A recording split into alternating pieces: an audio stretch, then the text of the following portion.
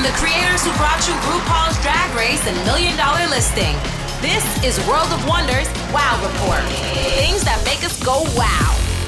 Welcome to the Wow Report here on Radio Andy. We're coming to you from Hollywood, from the World of Wonder, although we are remotely situated. Each week, we count down the top things in pop culture that make us go, wow. I'm Tom Campbell hosting this week because our fearless leader, Fenton Bailey, is on assignment. I'm here with someone I'm here with every week, Club Kid turned best-selling author, the editor of the Wow Report, James St. James. That's me. Oh my God, you got it right. Hi, James. How are you? How are you this week? Well, I'm recuperating, thank you. I broke into the World of Wonder offices earlier in the week, and I stole one of those Power of Love cocktails. House of Love cocktails. If we're going to do a sneaky plug, you got to get it right. Yeah, and which flavor of House of Love cocktail? Did you have a cocktail or a mocktail? I had a cocktail. I had the watermelon vodka one. Yes. What is that? Yes. Dear God in heaven, it knocked me on my ass. I thought I would go home and have just a little cocktail while I was watching some Bob's Burgers. Before I knew it, I was cross-eyed and like mooing like a cow. I was like on the floor. I don't know what happened to me. They are so strong. They're not, they're not seltzers. They're not, that alcohol thing. They are real alcohol, real vodka, real premium tequila, real premium rum. And there are mocktails as well. It's houseoflovecocktails.com. The lucky thing is, if you're listening, it's not available in stores. It's all direct to consumer. So houseoflovecocktails.com. James, thanks for having a hangover for us. We really appreciate that. Well, I was watching online. I was watching DragCon, and I noticed that all the queens were sort of stumbling around in their high heels. And now I know why. The whole place was just off their tits. We sold out of House of Love cocktails at DragCon, and it was the best DragCon ever. And that's all I'm going to say. I have one more person to introduce. This is a sort of an All About Eve episode because Blake, our millennial producer, Blake Jacobs, who's usually behind the scenes, will be a full-fledged co-host this week. And we'll see if either James and I are back next week after that happens. We'll see. Yeah, I'm picking up the slack this week. Yes, there you go.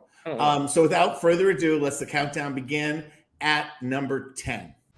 Number 10. Did you guys see the Tony Awards this Sunday? Oh, my God. Yes, I did. We have a lot to talk about. I will say... First of all, I tape them and I watch them later in the night, which is the only way to see an award show because they're so less tiring if you can flip through the commercials. And theater in general, musical theater especially, all of it, makes me want to cry when I'm there. I just love it. I just, I love expression. I love, I've been watching the Celtics because the playoffs because my sister's been visiting. But I always say, Broadway actors and actresses are like professional athletes. They're just their best.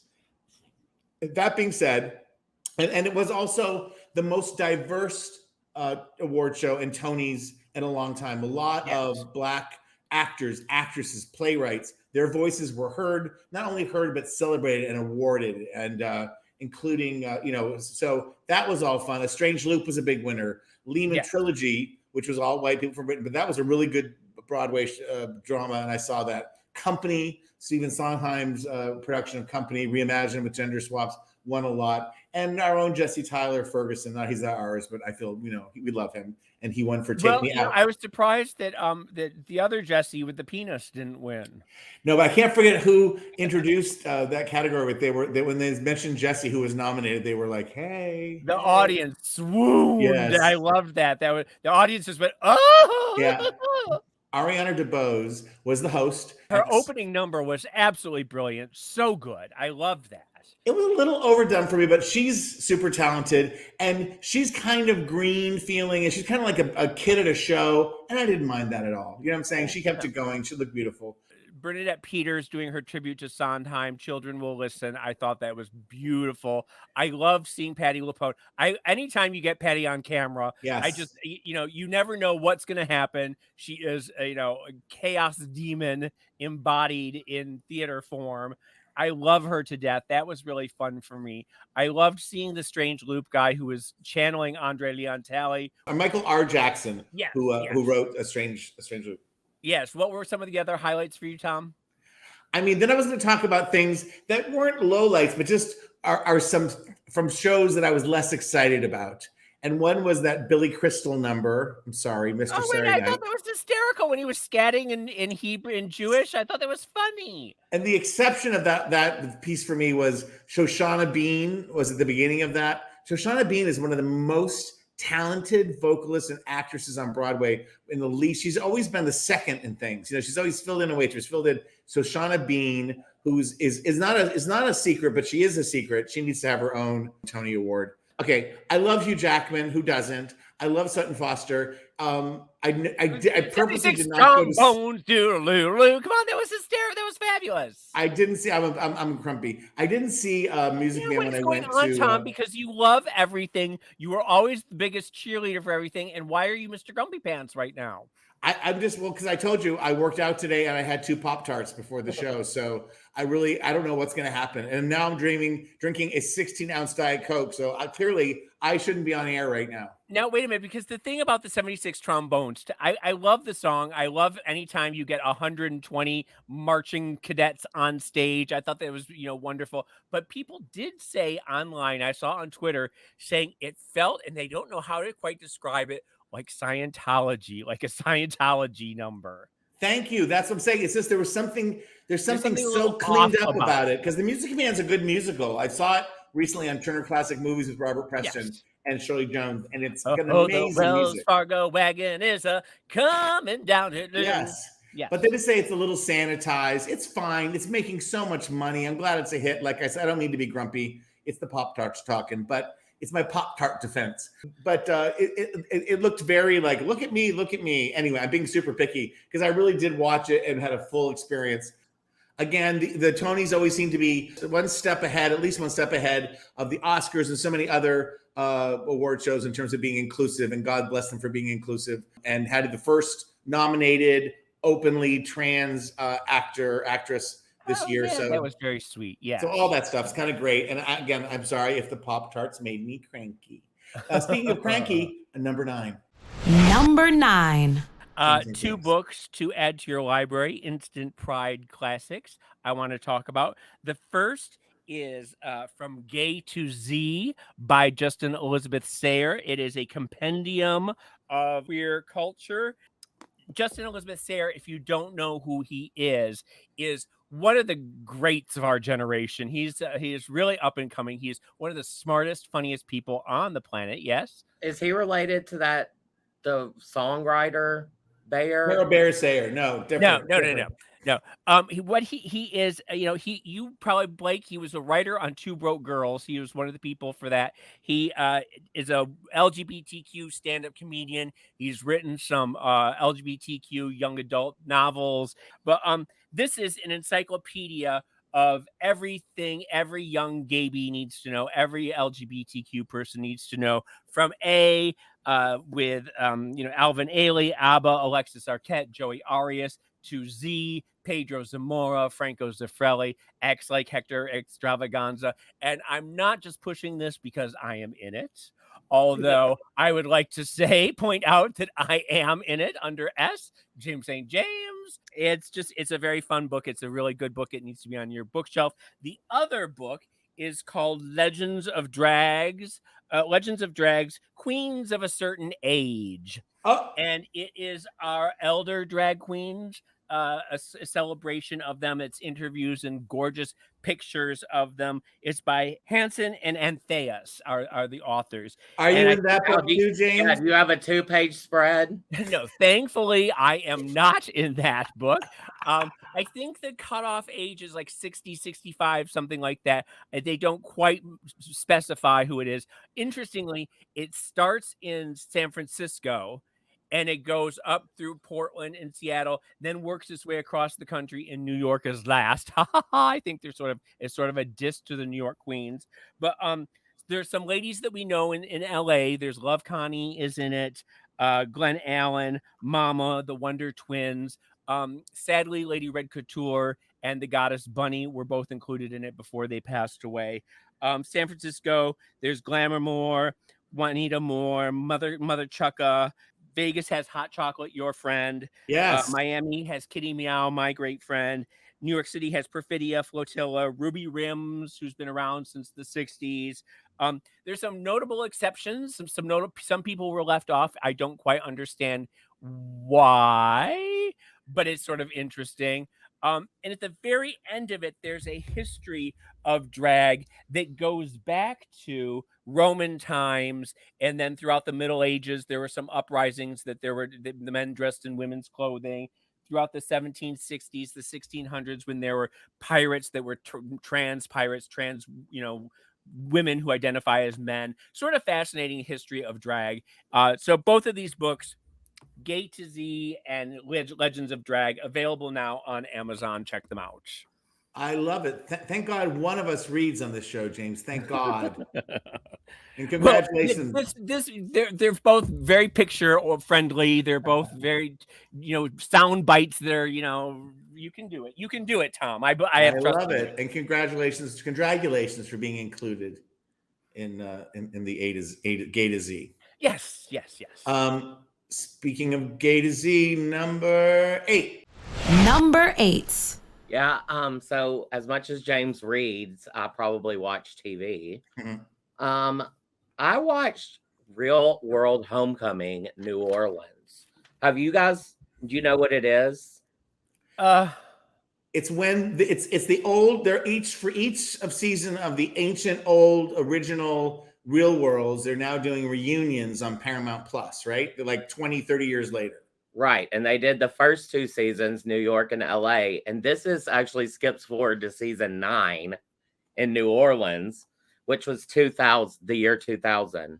This season was notable because there were 2 housemates that were like super religious. There was Julie, who was she went to BYU and was the Mormon girl.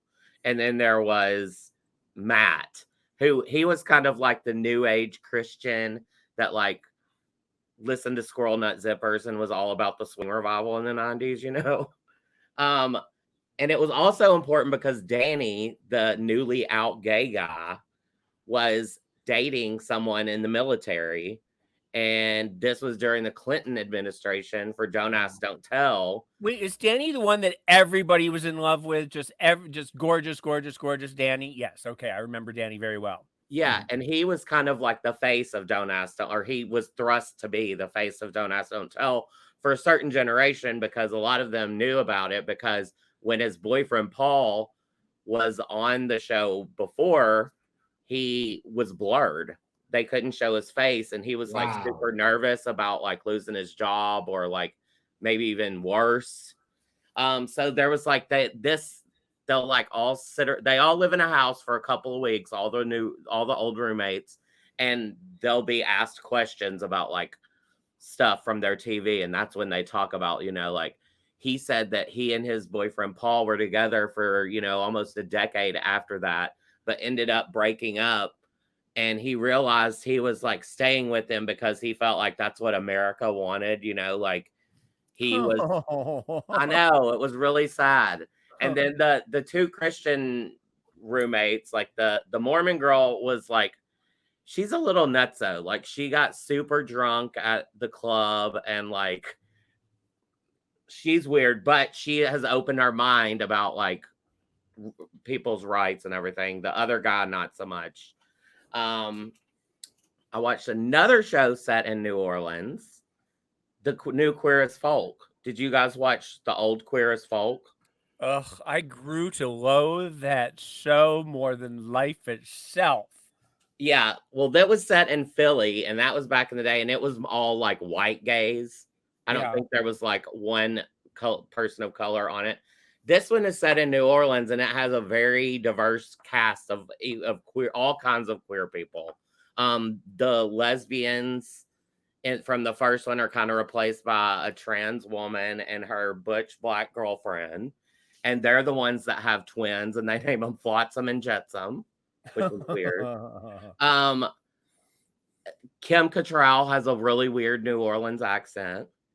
Kim Cattrall is in it? Who is she? She plays like the main guy's mom, who's like a Southern, Wait, is that the Sharon Blest role? Wait, no. Yeah, Sharon sort of, yeah, but it's, different because she's like Some rich man's wife. Every now and then, her character, Kim Cattrall's character, gets a text from Carrie from Sex and the City, and she's always like, "Why are you talking to me?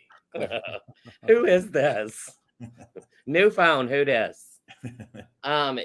Juliette Lewis is in it. She plays like the new young gay drag queen. Me some Juliette Lewis. Okay, boy. Great cast. A lot of anticipation. I didn't watch the British one really. I didn't watch the American one either. This is now the third version. Did you like it? Are you enjoying it? I did enjoy it, and I don't watch too much scripted. Like James has been trying to get me to watch Euphoria for forever, longer than you've been trying to get him to watch Hacks. You would think. Yeah. Wait a minute. Why won't you watch Euphoria? It is so up your alley. Why won't you watch Hacks, James? Stop avoiding Why won't you watch any of the Queer as Folks? Those are your people, Tom. Because I remember it was in British television, the first one, when it was hard to watch British things. Then it was on Showtime, and I've never liked Showtime because I used to work at HBO, and I'm very whatever. I do remember during I was working in television and scripted when the Showtime one was on, and I remember a straight boss, very lovely man actually, but he was like, "Did you see what they were doing last night?" And somebody was eating out somebody's butt, and they thought that was so crazy, and I was like, "Be careful, be careful." Like my rights were being infringed upon. Do not judge us butt eaters. Thank you. Thank you very much. Well, this one is just as risque as the first one with lots of queer sex, and it's on Peacock, which was a little weird, I thought. But put it right out there. They put the cock in Peak. Yeah, but we've normalized butt eating in the past 2 years because it's on. White Lotus sort of opened that hole. You know what I'm saying? They really cracked open that case. So thank you. Because I have been hearing, just reading scuttlebutt, that people find the characters unlikable and that people aren't loving it. John Sillaby's in it. It's a great cast. I'm not judging. I've just heard a lot of scuttlebutt. He is so hot. And I mean, they are a little annoying, but I watched all 8 episodes in one day. So. And so are we when you think about it. We're pretty annoying when you ask people. So totally. Kind of real to life. All right. That is 2 shows that Blake saw. Which one is Real World New Orleans Reunion? Yeah, that's on Paramount Plus, and then Queer as Folk is on Peacock. Yes, both with gay themes. I think we might have a theme for today's show or our whole lives. You'd think it was Pride or something. I know. Let's take a break for commercial. Anything to plug? Yes, you can meet the queens of Canada's Drag Race Season 3 right now on the WoW Report. And Season 3 premieres July 14th on WoW Presents Plus worldwide, excluding Canada, where you can watch it on Crave. Oh, my goodness. I love all that. You're listening to the WoW Report. We will continue our countdown of the top 10 things that make us go, wow, right after this. You're listening to World of Wonders WoW Report. Things that make us go wow. Welcome back to the WoW Report on Radio Andy. I'm Tom Campbell here with James St. James and Blake Jacobs. Fenton Bailey's off this week, but he shall return. But just because Fenton's out, making an award-winning documentary doesn't mean the top 10 things of the week, they don't count themselves, people. We do that. So we have reached number 7. Number 7. I want to ask James, Blake, if you know too, but James, have you ever heard of the Gay Girls Riding Club? No, you mentioned this in a text, and I have no idea. Please elucidate, elaborate. Let me know what the hell you're talking about. I was watching Turner Classic Movies, one of my very few choices of TV. Mine too, yes. And there was weird timings. There was like 3 20-minute movies back to back. Oh, yes, I know when they do that, sure. And it was from the Gay Girls Riding Club. And they were in the early 60s, part of the LA underground gay movement. I guess they were actually they did equestrian rides. And they threw supposedly an amazing Halloween party every year. And among their ranks were aspiring and actually working Hollywood types, cinematographers, writers, and things. And they put together over a number of years a series of movie parodies that are 100% amateur, but hilarious and really well done. Now, wait, are these? Is it strictly sapphic? Are we talking women only, or are there gays involved in this too? Because I'm sorry, it's all gays. It's all men dressed in drag. Well, okay. Well, ding, ding, ding. That's that. You need to mention that. I'm so sorry. Yes, but they call themselves the Gay Girls Riding Club, which is just. I love it. Yes, and you're going to have to. Some of the stuff's online, and some of it, but through the preservation of Outfest LA, they have found these like little whatever they were and preserved them, and so they're out. They do a bunch of parodies all about Alice. There's the Roman Spring of Mrs. Stone. There's just the Roman Springs on Mrs. Stone. Okay. Where Warren Beatty's a prostitute, a male prostitute, and Vivian Lee is this old lady, hooker lady. But the one that I saw that was so good was What Really Happened to Baby Jane. And obviously Betty Davis, Joan Crawford, they use locations. They have a Rolls Royce, and it's produced like 2 years after the movie came out. And because that movie is so timeless, their parody is really timeless. And more, it's rough. Comedy doesn't age that well. The timing is weird, but seeing beautiful, young, gay, queer guys who you have to imagine, no matter how much braver they were, it was probably a difficult time. Yeah. Yes, and it was a risk. It was all a risk. You know what I'm saying? Can you imagine committing yourself to videotape and drag or film, or putting yourself out there? Pre Stonewall, pre Black Cat, pre all of that. It must have been like an act of defiance. But the gay sensibility, if I may, the queer sensibility, the sense of humor, the sense of parody, the subject matter that they were attracted to, that gay men love, Joan Crawford and Betty Davis and all they recognized and parodied all the high camp of the time, and it's just they mined for gay gold in these parodies, and it's super impressive. It just blew me away because I'd never heard of it. GGRC, the Gay Girls Riding Club movies are available online. We'll try to put them on the WoW report, but just to know they existed, it fills in a blank spot in especially our LA gay history, which I was just thrilled, and of all places to see it on Turner Classic Movies, which I really do think have stepped their pussy up. I've always loved Turner Classic Movies, but I think they are constantly expanding and looking for new ways to group movies, to tell movies, to tell Black stories, to even, again, not to be controversial and say this quickly, but that there's they even have a piece about blackface in film and how you can't erase it. You have to understand it. It's using film and past thinking as a tool to understand today better and to understand what was right and wrong and what's changed and how we're growing. I love Turner Classic Movies. Sometimes Turner Classic Movies, if I love to go through and see what they do at 3, 4, 5 o'clock in the morning. Yes, that's when they get really crazy stuff that they put up. And if you DVR your early morning TCM, you're bound to find some gems that you never knew existed. Exactly. So again, the Gay Girls Riding Club, you might have heard it here first. Let's move on to number 6. Number 6. I watched Fire Island on Hulu. A group of flaming young gays who consider themselves to be outcasts. They are the fats, femmes, and Asians of the no fats, no femmes, no Asians. They meet every year on Fire Island at the house of their older gay friend, their lesbian friend, played by Margaret Cho.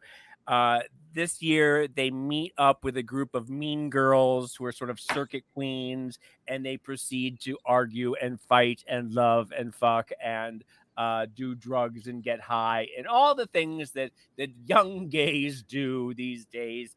I went into it wanting to hate it, thinking that it was going to be a bunch of screaming queens and it was just caricatures and cliches, and it is. It is. Everyone is a cliche, and the plot is a cliche, and the writing is a cliche, and yet it is written and stars a guy named Joel Kim Booster, who is absolutely adorable. He's and funny. Really a find. He's really somebody who's up and coming. And which one was he? Was he the main guy? Yeah, he's the main guy, the Asian with no body fat who is in his little Yeah. speedo the entire time. Yeah. Really just cute guy. It also stars Bowen Yang and I love. Conrad Ricky Mora from How to Get Away with Murder. Oh, Remember I love. Yeah. It also there's one of them is Bowen Yang's podcast partner, right? Oh, is it? Well, Tomas Matos and Torian Miller and Zane Phillips round out the cast. Margaret Cho is absolutely wonderful. Like I said, I went from wanting to hate it, but Bowen and Margaret and Joel Kim really save it, and it's actually a pleasant way to while away an hour and a half of your time. So I'm giving it a thumb and a half up your ass. Now, if it was old Hustler days, they used to rate films, Hustler, the porn magazine, with different levels of erections. Would you give it a full up erection? I'm giving it it's not I'm giving it a half mast. No more than half, between half mast and nothing droopy. Okay, a nice strong pole. Not a boner that aims up. Okay. I'm looking forward to seeing it, and thank you for reminding me that it's out. They were a big sponsor at DragCon. So it was fun. Like when you walked up the steps, they had turned all the steps into a giant Fire Island poster. Just the little bit you said, as cliche as it is, I remember going to Fire Island for the first time in '94, getting in as good a shape as I'd ever been in my life. There's one picture of me in the Speedo, and it's from that summer. And just being intimidated by all of it and had sex with all of it. And it really is. Well, that is just it. You know, they're cliches for a reason. And it is, it is a certain milieu. It is a certain type of person who goes to Fire Island, and they capture all of that. And like I said, this kid, Joel Kim Booster, is such a find. He really is so talented. And I just want the world for him. I just think he's absolutely fantastic. I want to go to Fire Island. Well, all my friends go to Provincetown, so. But Blake, I don't know.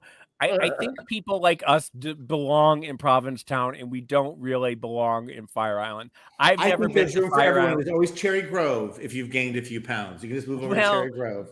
But the mean girls are out in force there, and it is a young man's game.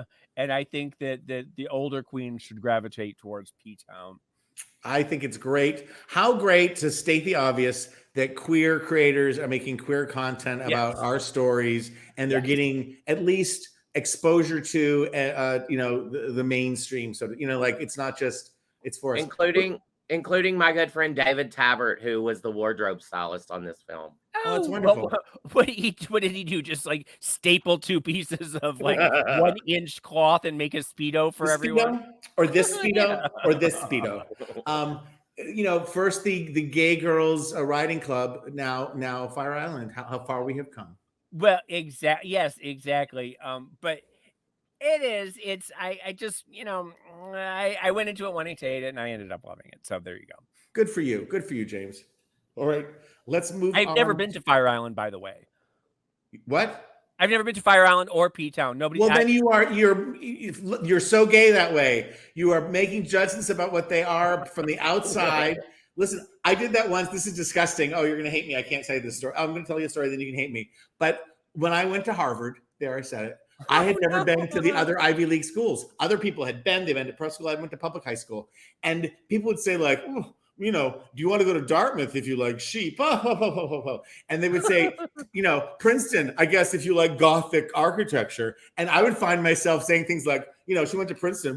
I guess if you like Gothic architecture, had never been to Princeton. So, we're all guilty of climbing on board. But you know what? As soon as you see Hacks, I want to go to Fire Island and Provincetown with you for special remote WoW reports. And I'm being very I'm they need to pay for us to go to those two places. We need to get some stuff out of doing this show. Let's go.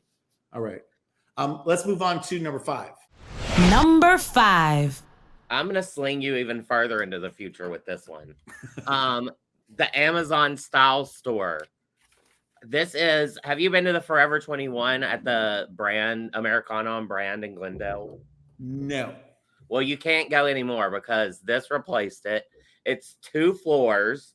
There's plenty of workers to explain this to you. In fact, they're there like right when you walk in, and you can scan things with the camera on your phone, but you have to have the Amazon app. And what you do is like you walk around And if you see a pair of shorts you like, you scan that and it'll say, do you want us to put this in a guest? Oh, yes. I have seen these before. Hold everything. You're saying Amazon, an online retailer, now has a physical brick and mortar location at the brand Americana Mall. Dedicated. But the thing about it is there are no checkout lanes, or you just scan something and walk out with it. You don't have to. You physically buy it with your phone and put it in your bag and walk out. There's no. James, have you ever been to one? Yes, I've been to a grocery store in New York City that does that. All right. I'm just checking. I thought this might be like Fire Island. This isn't that way. This isn't that way. You do still have to go to it, but it may move to that, like I bet they're just like, in fact, I think this is the first one ever built in the world. So what do? You order it online there and then it comes to your home? I like that better. You order it and you can have it sent to a dressing room. And then when you're ready to go to your dressing room, they'll like give you a number. There are 40 in this store, 17 downstairs, 23 upstairs. And there's also this big like elevator, like lift looking thing. So that is so the clothes can go up and down to these dressing rooms. And I didn't actually go into one, but my friend Steven did.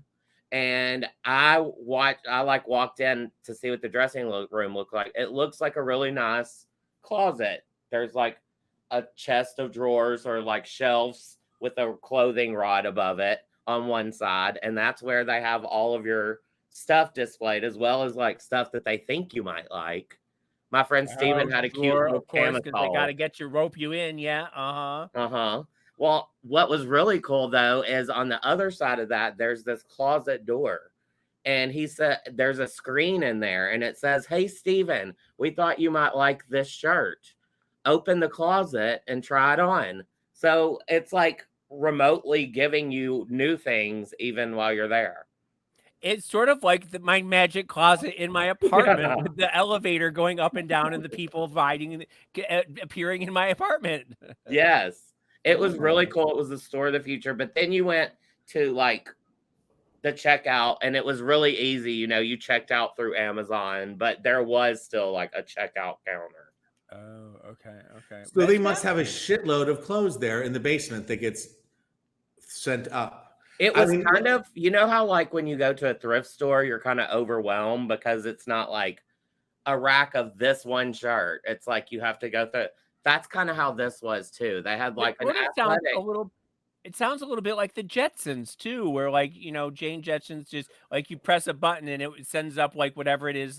You might like this. And it's like another dress and it gives you a dress in another color. And sorta, yeah. Huh. Fascinating. The future is here and it's in Glendale. Yeah.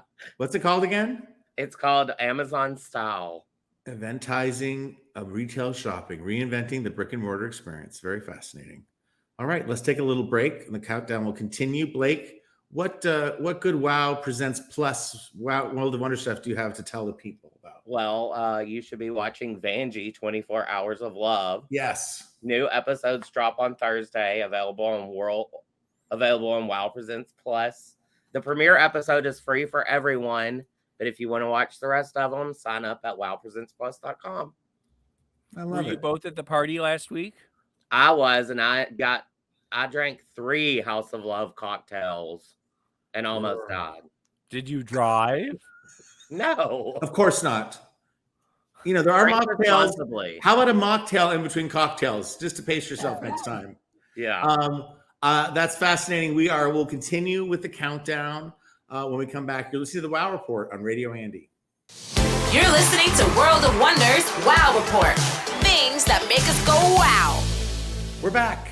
It's Tom Campbell, James St. James, and Blake Jacobs from World of Wonder here counting down the top 10 things that made us go wow on the Wow Report. And we have reached number 4. Number 4. 2 movie items that caught my attention that we'll be talking about, I predict, for the next year. First is breaking news, that Lady Gaga is appearing in the new Joker movie with Joaquin Phoenix. And it's the Joker, which was, I saw it. It was hard to watch. It was about mental illness. It was beautiful, it was well acted. It was hard to watch. Well, what do you do for the sequel? You make it a musical. A musical. I have a feeling that this is not a joyful Bye Bye Birdie type musical. I have a feeling this is more Sweeney Todd, like Sondheim-esque, where it's going to be very, very dark. I'm excited about Gaga doing it. I wish they would have given Margot Robbie a chance to sing because she is Harley Quinn to me, but I am excited to see this. What is your take, Tom? I'm just fascinated. It was just a lot to take in. Lady Gaga. Now, Margot Robbie was Harley Quinn. Yes, she's been Harley Quinn in the Suicide Squad movie. And is it okay just to switch like that? Do people care? Well, what it is it's like the multiverse of madness, where DC has a number of parallel dimensions in which different characters can exist, and you can have different Batmans in different, different actors playing different Batmans. It's just different iterations within different parallel universes. Sort of like American Horror Story. Right. Yeah, exactly. Okay. So you can have Heath Ledger's Joker exist at the same time as Joaquin Phoenix, and you can have the different Batmans. You can have Christian Bale exist at the same time as It's just the first Joker was literally chewing the scenery, and now they're going to be doing it with musical numbers. So it could be a big disaster, but it'll make lots of money no matter what. The next thing was just, have you seen the pictures that just dropped of of Ryan Gosling as the new Ken doll in the Greta Gerwig directed production starring Margot Robbie of Barbie? Well, now this is another thing where the internet is gone off, and they are absolutely, barking mad. How dare you? He's 40 years old. He can't be Ken.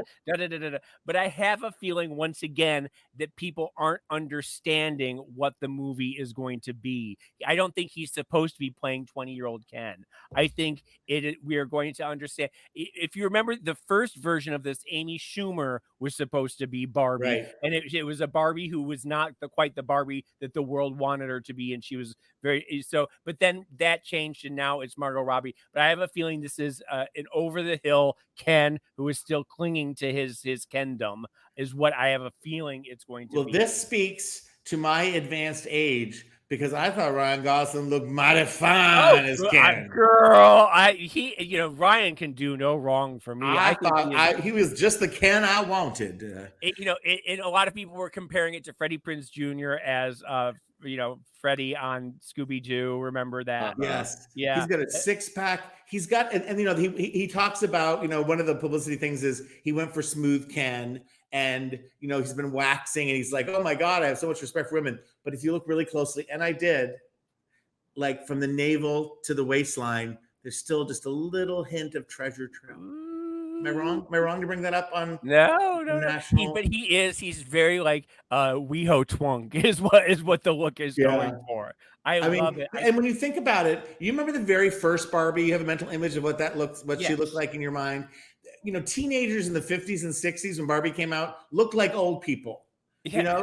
So it's a weird thing, and they get younger and younger, and old people get younger and younger. So I think Ken is you can make Ken any age you want. Well, there is a very specific 80s Ken that was bleach blonde hair with the earring and the denim vest, and I think that maybe that was sort of the look they were going for. So I have a feeling there's a lot that we don't know about this movie, and it's going to be another really spectacular gift. Malibu Ken, if you will, Malibu Ken. All right, that's my report from Tinseltown. Let's move on to number 3. Number 3. Okay, I need to get real with you guys for a second here. You know how sometimes you might have like a stinky coworker, and they come to work one day and somebody has put like an Axe body spray or like an Arid extra dry speed stick on their computer to give them a hint that it's time to get. Hold on a second. I just want to make sure. Is this triggering for you, Blake? Is this triggering for you in any way? Okay, keep going. But it's a hint to take care of your smelly pits, right? And it's done anonymously. Well, the other day, I got an anonymous package from Amazon in the mail. And in it contained 3 bottles of Vardis Instant Fresh mouth freshening spray, coming in Radiant Musk, Beaming Petals, and Fresh Citrus. And it's very, the packaging is very chic. It's these black bottles that you can tuck discreetly in your pant pocket or your purse or whatever like that. Very expensive, $26 a bottle, so it's not cheap. And do I have bad breath? Maybe, possibly, but for the past 2.5 years, I've been double masked and standing 10 feet away from people, 6 to 10. I've been social distancing. Unless I have dragon breath, how on earth does anyone know that I have bad breath? So it leads me to think that it was you, Blake. You are the only person who sits next to me who knows if my bad breath is bad or not. Was it you who sent me these bottles? First of all, you would have gotten Banaka and not $75 worth of designer. He makes a good point. He makes a good point there. So no, it was not in this market. Do you think Fenton did it? Because maybe Fenton has smelled my breath. I'm just trying to figure out who is trying to give me this message. I mean, he is you a little time with your sister. Let's break it down. Who do you spend real face-to-face time with? She did just get a job. She did. My sister is working now. She can't afford Vardis breath spray. It's from Switzerland. It's very nice. It tastes delicious. I have been using them nonstop. So whoever did it, thank you for pointing out my dragon breath. And okay, I'm going to pose a question. I'm going to pose a 21st century scenario. Through some kind of face scan, they're able to tell from the internet if you have bad breath. And this product has sent it to you because you're an influencer. There you well, it's that his might microphone. Be and I am talking about it, so maybe it is all a scam to get me to talk to promote their breath. Vardis breath spray. I find it on Amazon. You know what else is very refreshing is hydration that you can get from houselovecocktails.com. That's houselovecocktails.com. All right. Well, thank you for that. We have 2 more topics to talk about, and we're at number 2. Number 2.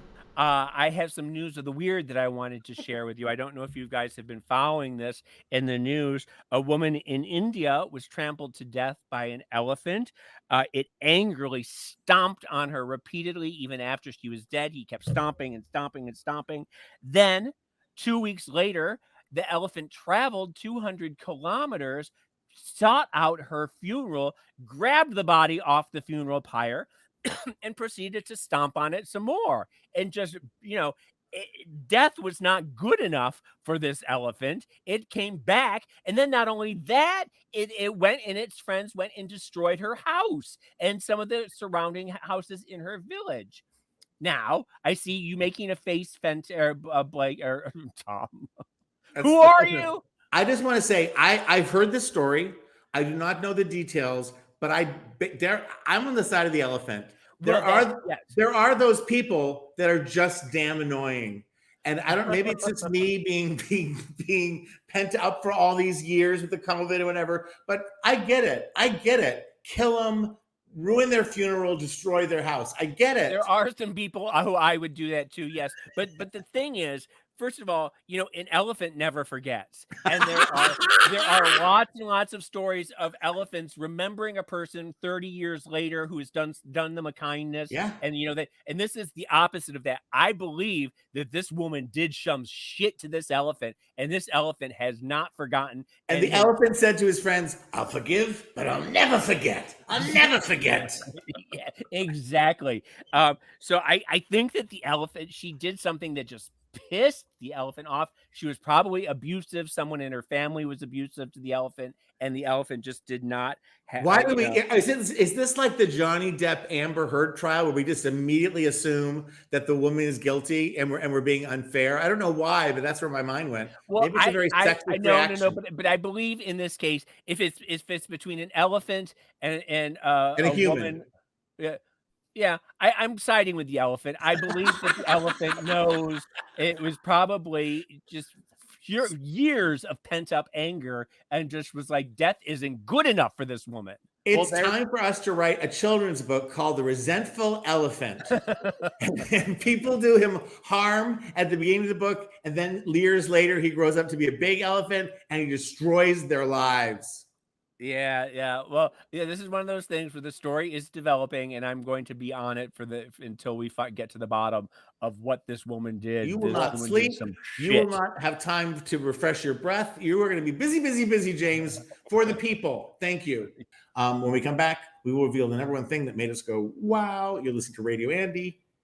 Wow Report. You're listening to World of Wonders Wow Report. Things that make us go wow. Welcome back to the Wow Report on Radio Andy. Fett and Bailey's away, so you're here with Tom Campbell, James St. James, and Blake Jacobs. We've been counting down the top 10 things this week that made us go wow, and we have reached number one. Number one. I'm going to put it out there. The January 6th hearings are being broadcast, and I don't have the capacity to watch every single minute of them. I did watch the initial hearing that was televised in prime time, and without a shadow of a doubt, Trump is so motherfucking guilty. It's Someone crazy. Tell the elephant from number two. Yes. We can talk about the first night, but I just want to say that the one thing that's become clear, and we knew this, but the man whose name shall not be mentioned, that I mentioned already, his style is to do so many atrocious things all at once that you can't pin him down for any of them. And that was the case. So, we know all this stuff, but now with the focus and the pace being controlled by the committee, and the one piece of damning evidence that I don't know how anybody can get over, and it's just one, is he said he created a legal defense fund to get money from his followers, people, American citizens, giving him their money, their hard-earned cash, so he could pursue the fake election. There was no fake election. There was, and even if there was, he did not create a legal fund. He took in $250 million from supporters, and he pocketed the money himself. What else do you need to know? Well, yes, I mean, it of all the things that he's done, that is up there, but there is just such a laundry list of I'm not but that one, just in terms of explaining to someone, it's like, hey, there's this guy who built the American people of $250 million to put in his own pocket. Does that make you angry? Does that make you feel like $750 million? The problem is that it doesn't make his supporters angry. His supporters have been they are so programmed to just let everything wash over them, and they don't give a fuck. Fake I thought news. the most damning thing probably was Ivanka talking. He has been furious about that. He has cut her dead, I imagine.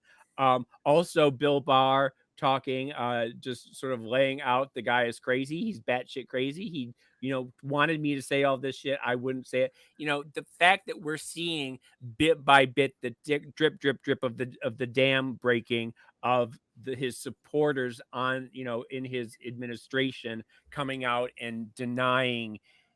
I think that's all very damning. Will it move the needle with his supporters? Probably not. In fact, we know that, Fox News has not been showing any of it and has not been talking about any of it, even though they are all implicated. If you remember, they were all on January 6th texting saying, please stop him. Greta Van Susteren, Bill, there was a great meme going around saying that, of course, Fox isn't covering the January 6th proceedings. It would be like OJ hosting for Court TV his trial. They're participants there. But unfortunately, they have such a following of hundreds of millions of people who are not going to hear any of this. Brainwashed. And yeah. So what's worse is I feel like a third of people follow the facts and think like we do. A third of the people are kind of like think the exact opposite, and that Trump's a god. And then the third of people are kind of just fed up. And that's what's scary. Well, but that's the third. If you remember, that was the third of how the Nazis rose. There was 1/3 did not want it, 1/3 were for it, and then it was the third that didn't care was the one that toppled it over the top, and it made the 2/3 against 1/3. I will just say again, with while he's not a perfect president, how incredible, and democracy is still always on a string. It always is, right? Democracy is an experiment that continues. But how lucky are we that Biden was elected president? Well, okay. No, just in terms of stopping the damage to the foundation. Yeah, of our no, democracy. I know. Unfortunately, he is. I don't know that he is the man for the job. But he's no Winston Churchill, and I think the fact that inflation is so bad, gas prices. I went to the grocery store today. What usually costs $15 costs $48. Everyone is feeling sticker shock, and it comes down. The buck stops with him, and unfortunately, I think it makes him a one-term president, and it hands it back over to the Republicans. We'll see who runs. I hear what you're saying. I haven't given up on Joe yet, and I'm still grateful he was. If he ends up being a one-term president, I'm still grateful that he came in and stopped. No, he's a good man. He's a good man with a good heart, and he is the person to stop whatever was happening. But I have a feeling that it plays into what is happening right now, even though it's not his fault.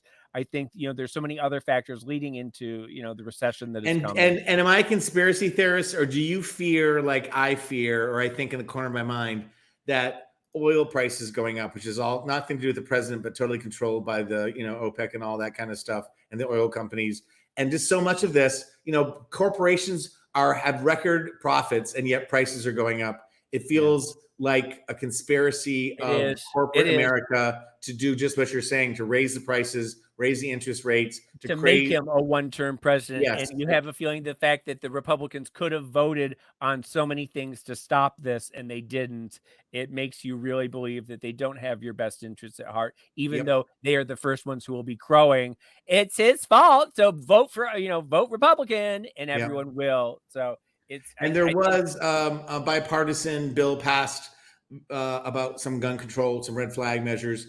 Not a godsend at all, but more progress than we've made. I don't know if that diffuses the pressure and therefore we don't pay attention again, or if that's the first brick in a number of bricks to tumble. There is a lot to unpack here, and we could go on and on. I know. I'm just. But by all means, keep watching these hearings because there are more shoes to drop. And we should know the facts, even if we take them to our grave. I hate to talk about serious things, but it's hard to talk about just frivolous things and not at least have one of our topics be something of us popping our head out of the gopher hole. And it's undermined. It underlies everything we say and do. Right? These things are always on our mind. So I love you, Blake. I love you, James. I miss you, love you, Fenton. Thank you for joining us, listeners. We love you, all 10 of you. And yes, and James is. I don't know about you people listening, but I feel like James's breath is much fresher than it was on the last few shows. If you have sent James St. James mouthwash, let us know in the comments. Fess up. Let me know. If you think James St. James needs more mouthwash, we'll send you a post office box next time that you can send it to. Until next time, with all the good and bad that's coming with the world, go out and make something that makes the world go wow. Bye.